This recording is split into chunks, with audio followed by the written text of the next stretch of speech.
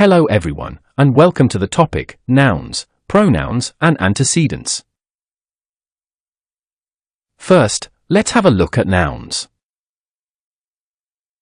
Nouns are words that name people, places, things, and ideas. Nouns might be singular or plural, or masculine or feminine. And it also might be common, proper, or abstract nouns. So we have different kinds of nouns depending upon the category. Now, let's move on to pronouns. Pronouns are words that replace nouns. Let's say pronouns are noun substitutes. Pronouns are of different types. Number 1, we have personal pronouns, I, you, he, she, it, we, they. Then we have possessive pronouns like mine, yours, his, hers, its, ours, theirs. Then number 3, we have reflexive pronouns, myself, itself, yourself, himself, herself, itself, ourselves, yourselves, and themselves.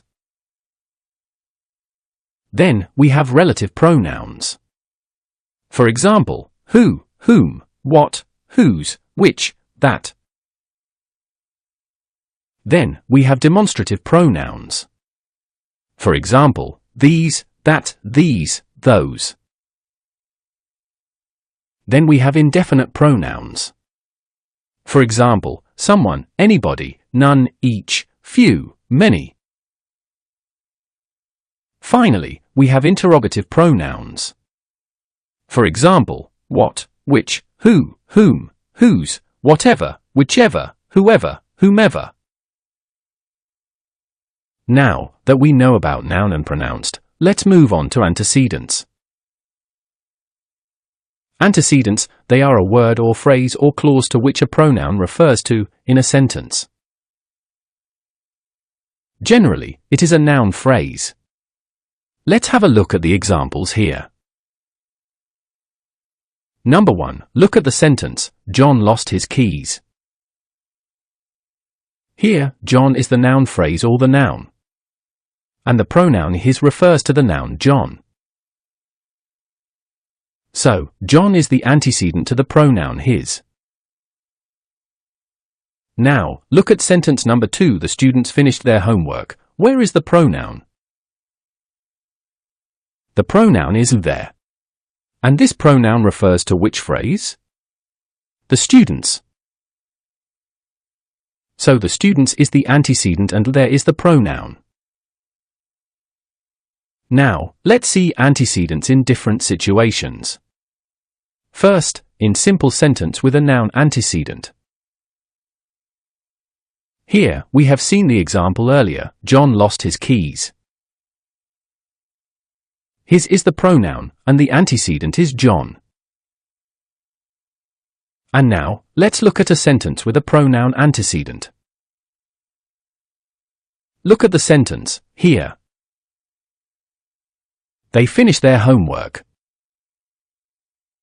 Pronoun is their, and the antecedent is they. Here, they is a pronoun, of course, but here it is a subject. Since pronouns are noun substitutes, they might be treated as a noun phrase. Antecedents in a complex sentence. Look at the example sentence here. When Sarah arrived, she noticed the door was open. Here the pronoun is she, and she refers to Sarah. So, Sarah is the antecedent. Then we have antecedent in the sentence with relative pronouns. Look at the example sentence here, the book that I borrowed was fascinating. Here, the relative pronoun is that, and that refers to the book. So, the book is the antecedent. Now, let's come to agreement between the pronouns and antecedents. Antecedent, as a rule, must agree with the pronouns, in terms of number, gender, or person.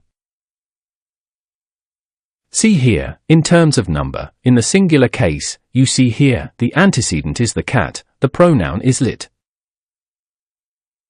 So, a singular antecedent takes a singular pronoun. Similarly, in the next sentence, the plural, the cat takes their, as the pronoun. Coming to gender.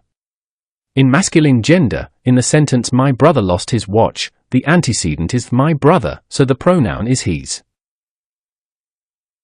Next, feminine gender. In the next sentence, my sister is the antecedent, so the pronoun is her. Similarly, next, we have a neutral gender. That is the company. So, the pronoun becomes lit. Now, coming to person. First person, I. So, we use the pronoun, my. Second person, you, we use the pronoun your. Third person, he. So, the pronoun is his. This is how we have to maintain the agreement between pronouns and its antecedents. Now, let's have a look at ambiguous antecedents. Let's look at this example. John told Mike that he needed to finish the project. Here, the pronoun is he. And this pronoun he, does it refer to Mike or John? This is confusing. It might mean either Mike or John. This is what we call ambiguous, where the meaning is not obvious. We should avoid such sentences. In order to make it clear, we can rewrite the sentence as, John told Mike, you need to finish the project. Then it's clear. Now, let's have another sentence. The teacher spoke to the student because he was late.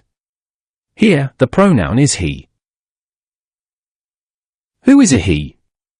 Is he the student or the teacher? So, this is also what we term ambiguous sentence.